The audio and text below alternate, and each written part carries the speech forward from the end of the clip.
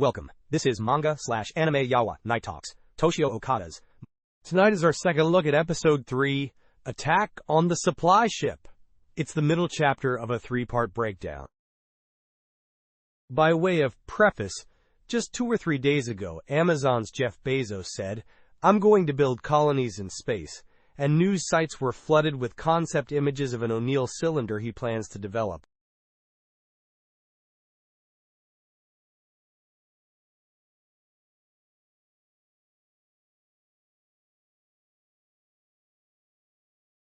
This is that O'Neill-style colony. It's the same cylinder-type space colony seen in Mobile Suit Gundam. Estimates vary. Some say about 150,000 residents, others up to around 10 million.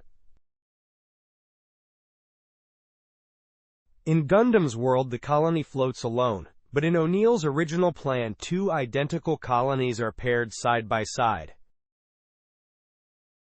They may look angled, but in fact they're parallel. 2 parallel colonies are linked by something like a chain.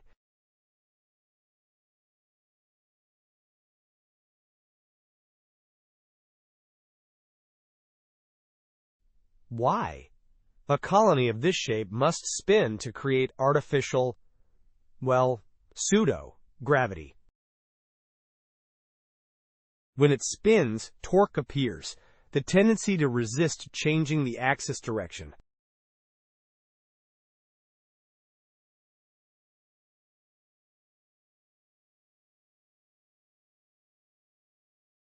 Like Earth, the colony orbits the Sun, so it should keep facing the Sun to emit light.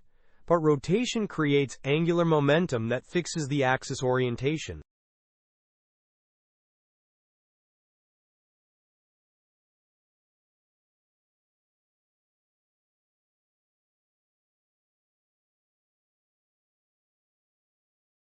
That's a problem. To cancel the angular momentum, you make 2 colonies spin in opposite directions.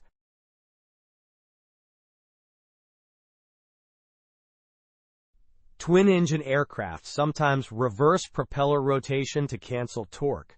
It's the same idea, counter-rotation to create equal and opposite effects.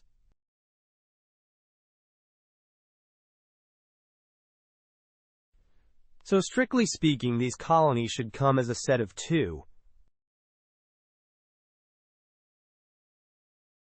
Susai. Comment. Huh, really? I've been reading at Susatsu all my life. Yes. Growing up, I read more than I talked to people, and now it shows. Laugh.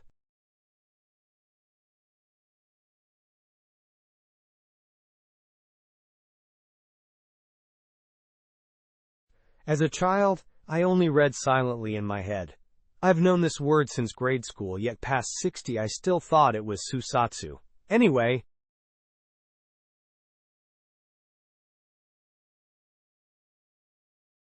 So please keep in mind, in principle, colonies like this come in counter-rotating pairs.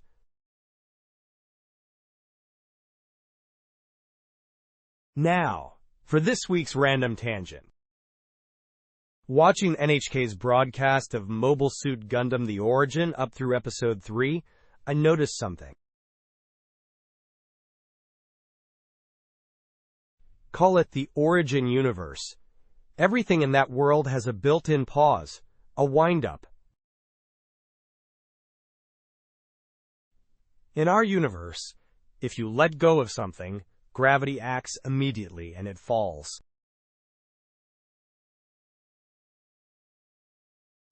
In the Origin universe, you let go, and it hangs in midair for a beat, then snaps down. That pause pervades everything there.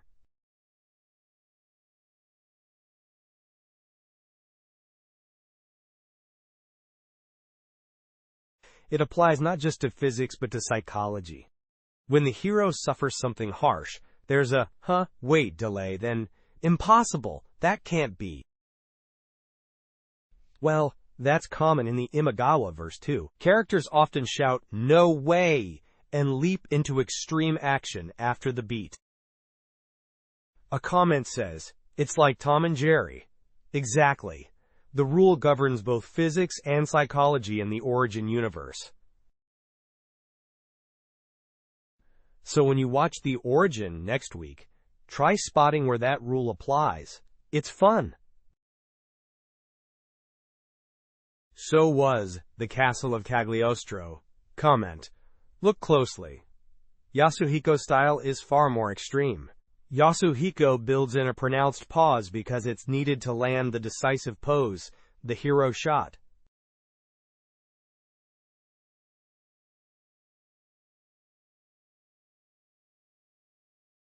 In Miyazaki's universe, he dislikes such poses. He makes cool moments emerge within continuous motion, so the pause is light. Yasuhiko's world leans toward kabuki-like show-off beats, so the pause grows. Thinking of drawing and direction quirks as laws of a universe lets you see how they also shape psychology. It's interesting.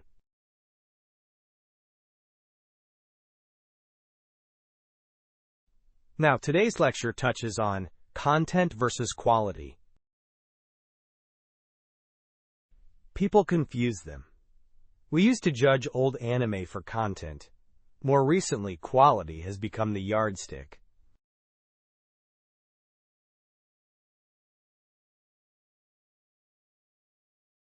For example, the TV Lupin III finale, Farewell My Beloved Lupin, gets praised for content, script, and drawing.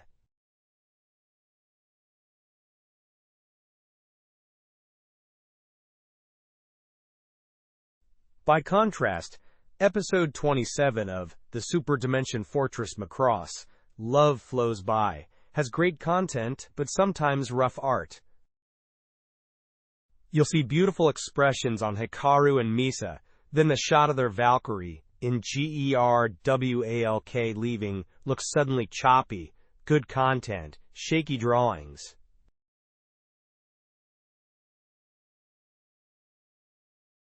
Today's anime tends to be judged not by content, but by quality. By quality, I mean how well the visual polish is maintained. So mid-episode wobble, like in Macross, is unacceptable. Even earlier than that, more lines and consistent detail equal high quality. The Origin was made in a quality-first era, unlike the old Gundam, so it emphasizes quality. Classic Gundam prioritized content. Origin prioritizes quality. I discussed this mid-lecture. Feel free to check it yourself. Now for today's highlights in Attack on the Supply Ship. Late in the episode, the connecting pipe between the Musai and the Papua blows up. It's amazing. Here's the Musai light cruiser Shar rides. The Papua-class supply ship pulls alongside. They connect with a transfer pipe for resupply.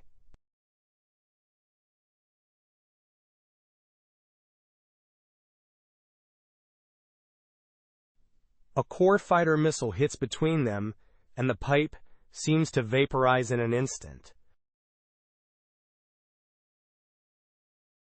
I talk about how revolutionary that depiction was. That instant vaporization effect appears only here in episode 3, which is why it's worth highlighting. Back then, TV anime, especially on commercial networks, was produced with 2 or 3 alternating teams.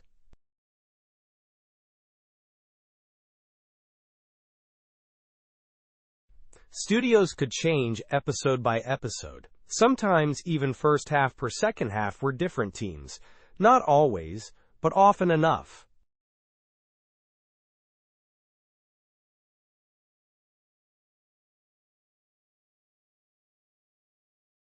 Episodes 1 to 3 thus teach the staff the level of seriousness, realism, and drawing quality this series aims for.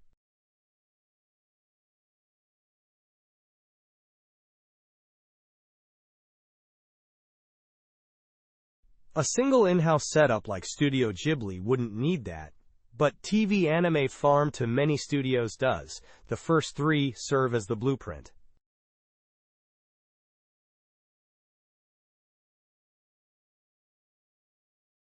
Once staff draw and get retakes approved, the worldview is clear. So that's the target. So the depiction of explosions dispersing into nothing in space was included for a reason. Episodes 1 to 3 announce and teach, this is the philosophy of Mobile Suit Gundam. We make it with quality.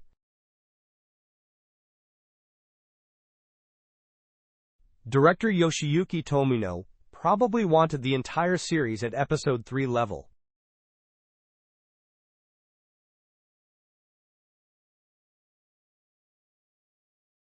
But he couldn't.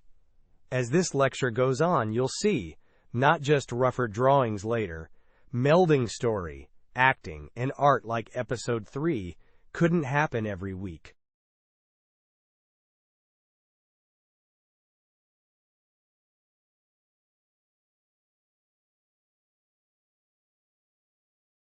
He wanted to sustain that level, but Sunrise lacked the capacity back then.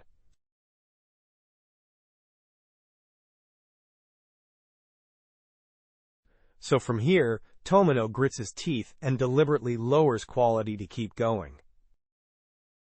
In that sense, I think of Tomino as Yang Wenli. Meanwhile, Ghibli's Hayao Miyazaki is like Reinhard von Lohengram of the Galactic Empire, commanding all resources to maintain the best formation.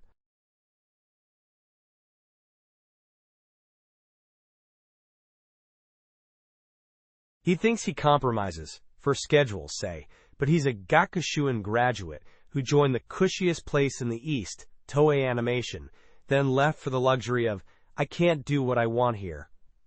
A well-born emperor, so to speak.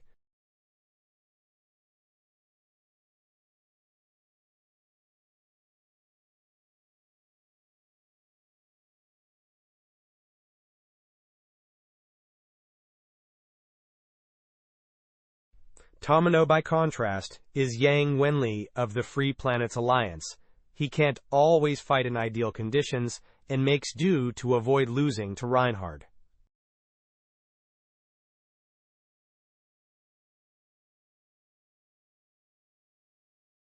Keep that in mind, and you'll see why I rate Tomino so highly.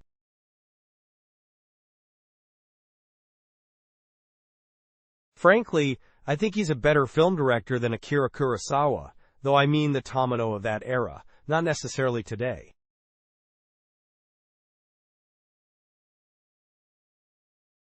That's a longer topic, for another time. Enough preamble. Let's begin the Mobile Suit Gundam lecture. Ready? Roll the footage. On the bridge, an argument starts. Why isn't Char attacking?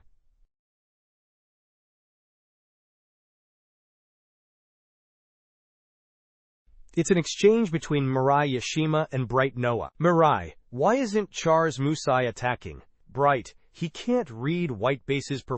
Mirai, or maybe they're out of weapons. Bright, yeah, however.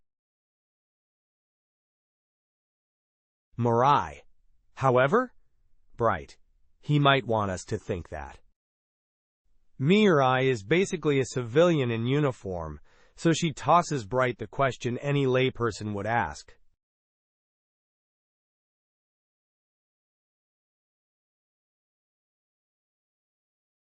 People often say this scene proves Mirai was right and Bright was useless. But it's less that Bright is useless, and more that Mirai's responsibility is lighter, so she can be more objective.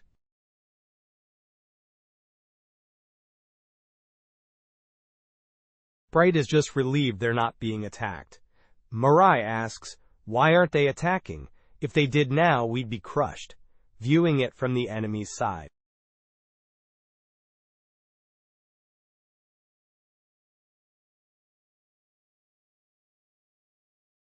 That objectivity comes from her lack of direct responsibility, harshly put, from being irresponsible.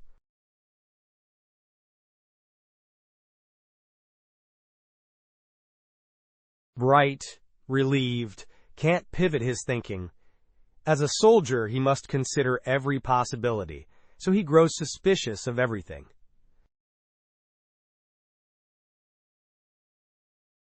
Then Oscar, the radar operator, reports in. Oscar, a ship is approaching Char's Musai. Mirai. Oscar, unknown. Contact in 15 minutes. Sayla, so Mirai's guess was right? Bright, don't jump to conclusions. What if it's a cruiser? Well, I'll explain cruiser later. The white base crew have no idea why the Musai, shadowing them at range, isn't attacking.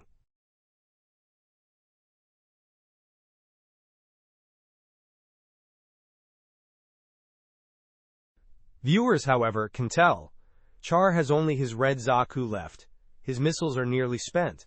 He wants to attack but can't, so he's seeking resupply.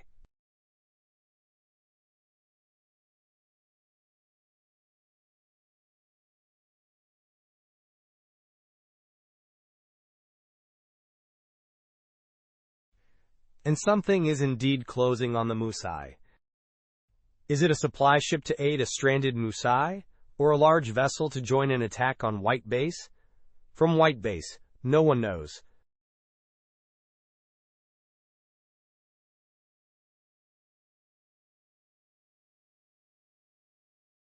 So Mirai worries first about reinforcements. Bright, as a soldier, assumes the enemy's maximum strength and plans accordingly.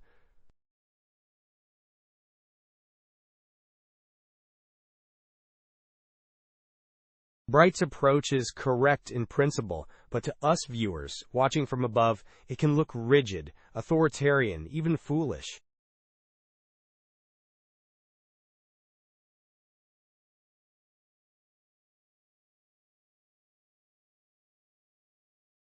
So when he says, what if it's a cruiser, Mirai argues for a preemptive strike before the Musai can rearm.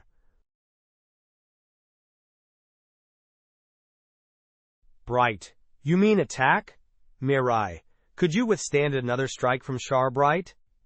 In other words, whether it's resupply or reinforcements, waiting only worsens our position within an hour. So strike now, silly. Laugh.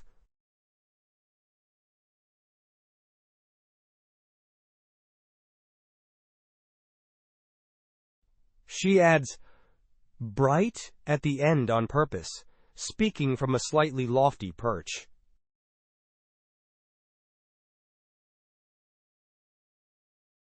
Bright answers, we don't have a single trained combatant. Mirai isn't really military, no training, so she can say, we might be able to attack. From Bright's view, hold on, we have the RX-78-2 Gundam, the gun cannon, the gun tank, and the core fighter. And White Base has beam guns and main guns, but everyone operating them is an amateur, basically kids. A professional soldier would know an attack can't possibly function with a crew like that.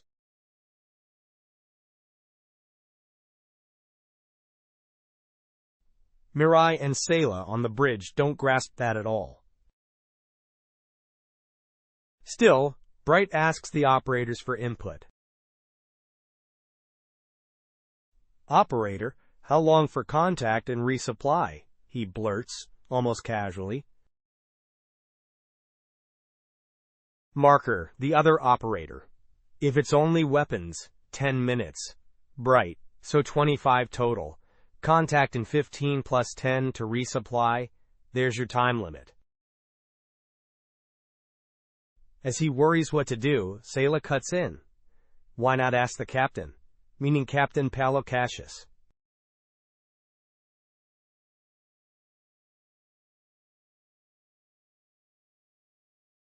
She's sniping. If no one here is a trained combatant, that includes you.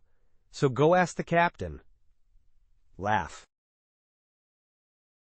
Bright strains to reply, I'd prefer you not put it that way. Bullied by the two women, he turns to fellow guy Hayato. What do you think, Hayato? Hayato answers cheerfully. Even a big opponent falls if they lean or lose balance. Well, in judo anyway. Having pulled everyone present, Bright says, Mirai, assemble all hands on the bridge, to take a vote. Clearly a bad pattern.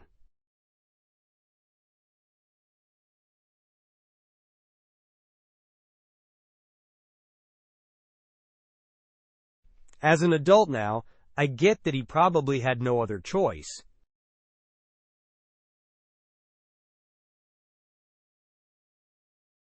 It's how people behave under panic. Why isn't the Musai attacking? Bright fears reinforcements. Mirai considers both resupply and reinforcements, and says, either way, we should strike first. Mirai being right in the end is hindsight. The real point is Bright has lost his grip on morale and survival for White Base.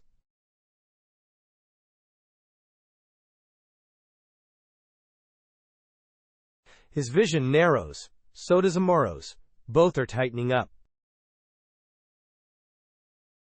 From here, Amuro and Bright drag each other down, sniping and spiraling, making things worse.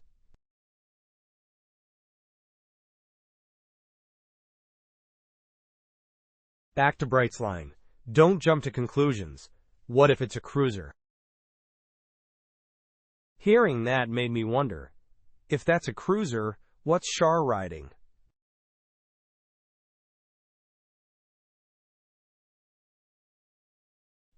I checked.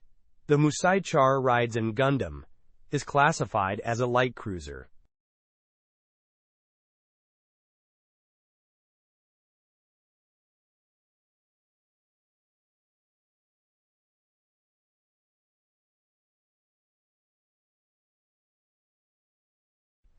If there's a light cruiser, there's also a heavy cruiser. Broadly, sea warships come in three categories: battleships, cruisers, and destroyers. There are others, but think of these three. A battleship packs massive offense and defense, like Yamato. They're hard to operate and not fast, basically decisive battle weapons. So cruisers do most of the fighting. Cruisers split into lighter, less armed light cruisers and heavier, more heavily armed, heavy cruisers. They're called cruisers because they can cross oceans like the Pacific or Atlantic.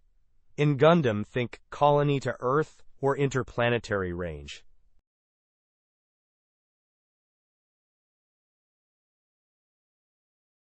Within that, ones that can start a battle on contact are heavy cruisers. Support-oriented ships like the Musai are light cruisers.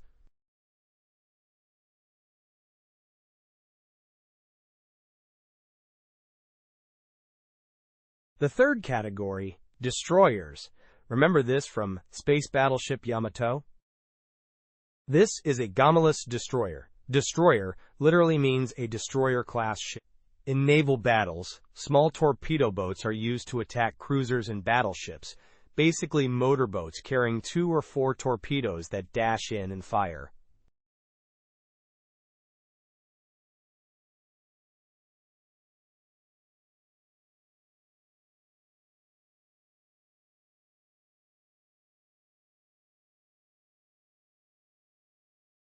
Even those can sink a battleship if they hit. They're tiny and nimble, hard to target from big ships. So navies field destroyers to swat such small craft. They aren't for crossing oceans to attack a continent by themselves. They escort fleets and, in battle, defend against submarines and torpedo boats.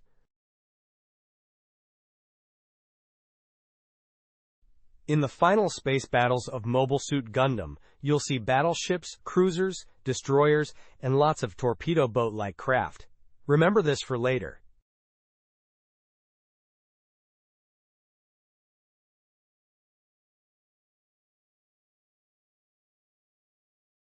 I'm not a hardcore military buff. Certain lines just stick with me.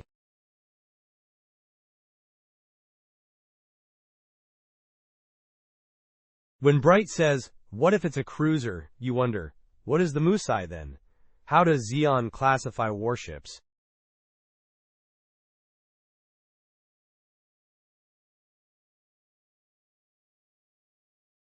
Later we see the Zanzibar, Ramba Ral's Earthdrop ship, classified as a mobile cruiser, and Zeon's workhorse Chivvay as a heavy cruiser.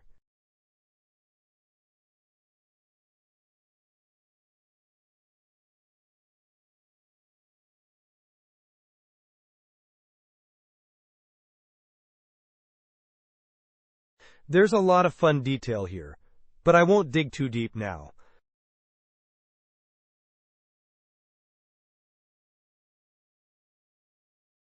Sorry, we're still only 5 minutes into episode 3.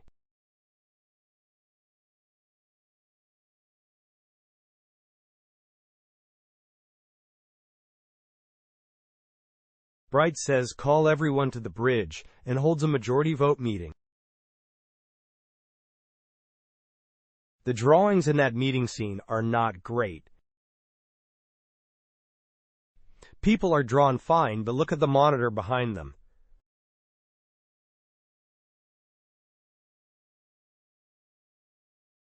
Earth, or the moon, is on screen with a radar overlay, but the circle is clearly warped.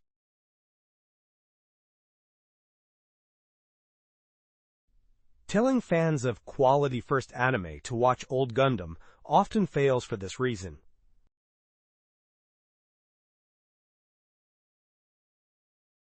Obvious low-quality shots, robots with few lines, characters whose hair isn't meticulously rendered.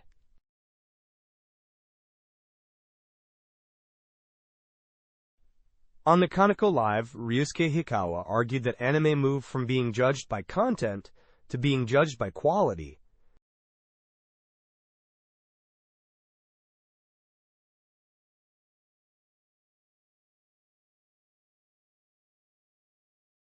Quality means line density, stable backgrounds, mecha drawn in CG without distortion, hair strands drawn finely, and so on.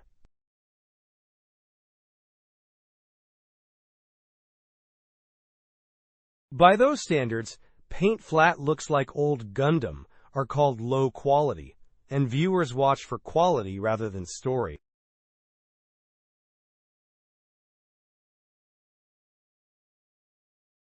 This background in Gundam is a textbook low-quality example.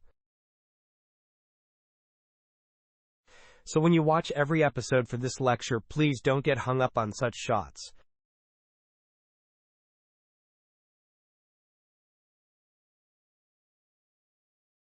There will be clearly low-quality frames. Try to let them go. Laugh. That's really all I can say. Please don't fixate. Use your mind's eye. If made today, this would get corrected. Bright gathers everyone and proposes an immediate vote. I want your opinions, but there's no time. We'll decide by majority. If you favor rushing the Luna 2 forward base, even odds we can make it, raise your hand. Now, it may also be even odds. Both are 50-50. Who favors going on the offensive? They end up choosing to attack. Here, Bright can't decide alone, yet he won't ask Captain Paolo either. With so little data, the only basis left is morale and willingness to act.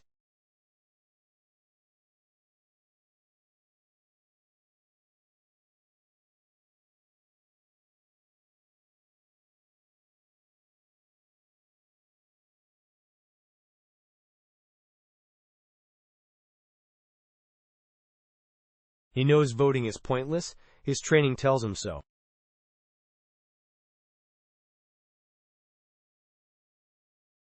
Properly, the captain should decide, we attack, and show no hesitation.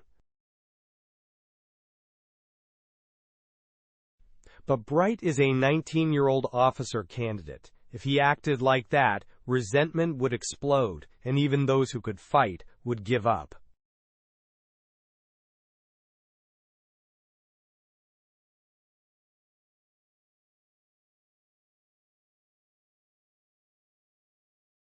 So he throws away his pride and holds a vote.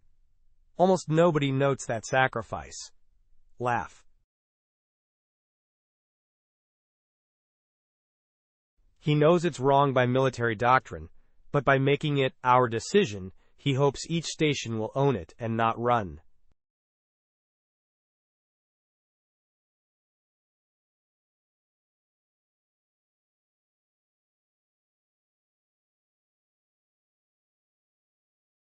He even signals his own vote only after seeing the room's reaction. Kai Shiden glances around, looks like more hands for attack, and raises his hand to match the majority. Amuro is slyer. He fixes his collar, stares straight at Bright. His eyes say, "You're the soldier here. Soldiers don't decide by vote. You should say what to do, right?"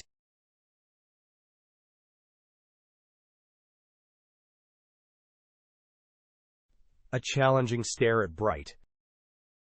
Bright feigns calm, "I'm not rattled," and proceeds with the vote. When he turns, unlike Kai, Sayla faces away holding the wheel, raising her hand without even looking back. Laugh.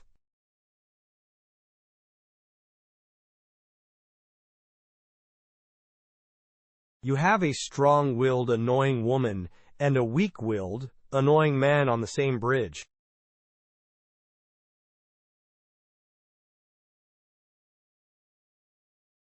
Amuro slowly raises his hand, locking eyes with Bright. "I agree, since I'm the one who'll fight and risk my life."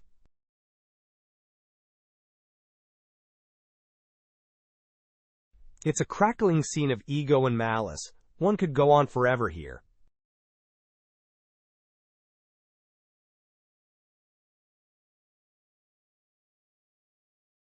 But we have much more to cover in episode 3. We haven't even launched Gundam yet.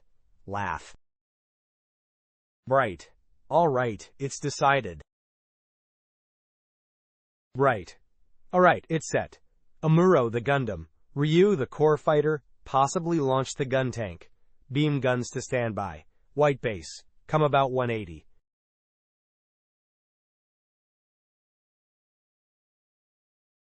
What set Gundam apart from Robot and SF anime, then, was respecting procedure, the sequence you must follow to do things properly.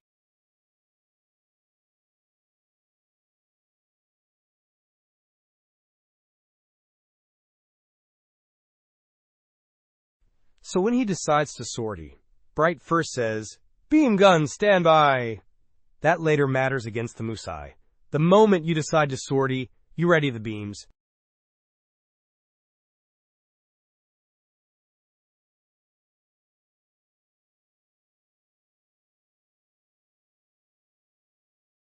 Hearing, quote, "beam guns to standby," you may imagine hatches opening, but it really means increase engine output. At the same time, come about 180. That means change the ship's heading. White base is fleeing to the Luna 2 forward base, with the Musai chasing from behind.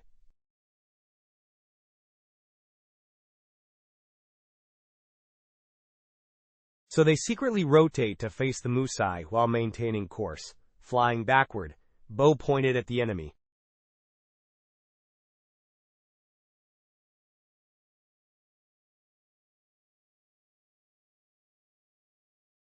Because White Base's main guns and the catapults for Gundam and the core fighter are all forward,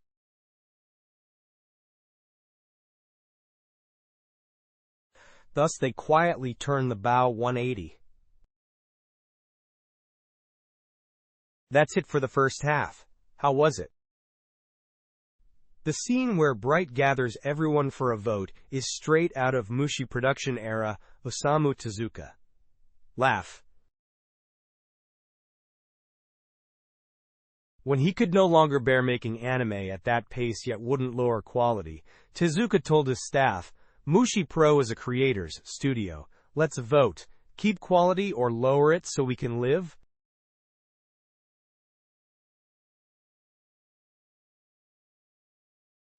He expected never. We won't drop quality. But nearly everyone voted to lower it.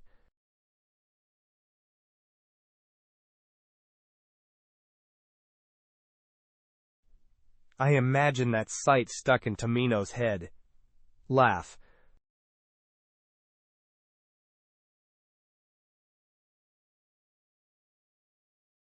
Creators infusing their work with lived experience, that's the key, I think.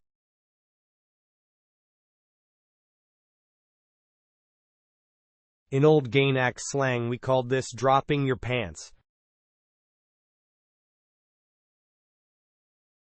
A director has to strip down, because folding in your embarrassing or painful memories gives a film real flesh. Otherwise, say, an overpowered isekai lead who smirks, pretends to worry, and gets the girls. It all skates on the surface, even with a genius.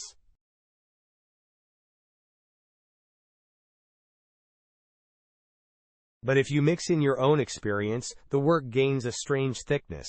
That's cinema's magic.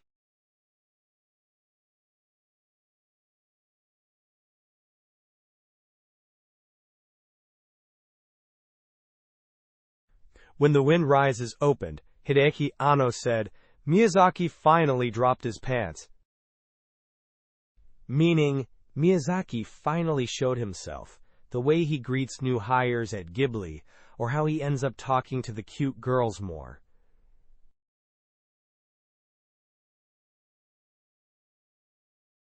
Pazu would never behave like that. That's not just wearing pants. It's pants, trousers, an overcoat, maybe even a gun. In The Wind Rises, Miyazaki finally got down to just his underwear, so to speak. By contrast, Tomino and Gundam was already stripping way down from the start. After Gundam, I sometimes say, he went too far. From Zeta Gundam on, he's almost overexposed. Laugh. That's my feeling about post-Gundam Tomino, but more on that some other time.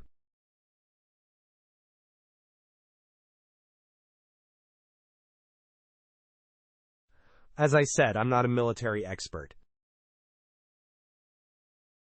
The terms battleship, cruiser, destroyer differed in World War II, in the Vietnam era, and today.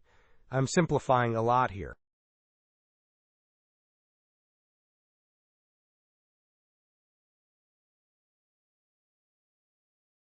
For light and heavy cruisers, I phrased it as light and heavy for clarity, but it's really about equipment, not displacement.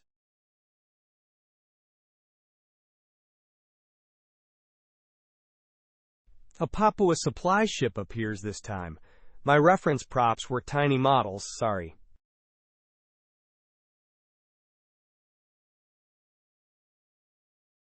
A Papua model happened to be the same size, which helped for comparison, but the old 400 to 500 yen Bandai kits were ideal.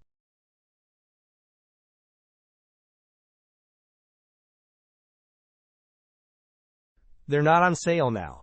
Buying, building, and painting them wouldn't make this lecture schedule.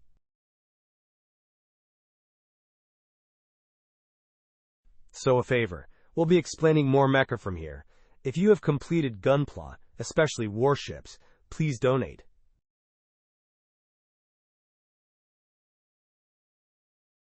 We'll credit you on the show. Guanzine provided by ______, or Zanzibar provided by ________. Duplicates are fine. We'll line up a fleet of Musai and say, this recreates the opening scene. No rentals. I don't want to ship things back, and we might break them during the show.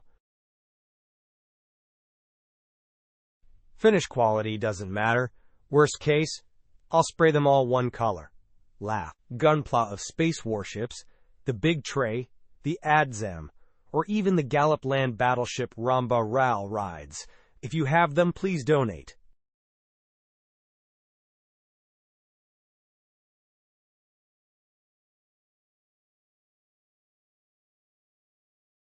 That's it for the free portion. Papua is upside down. Comment. Ah, Papua's flipped. This stand is the problem. It shouldn't mount like this.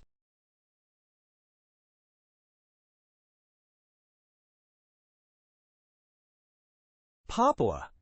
Huh? How should it go on? It won't attach. Guess the stand is bogus.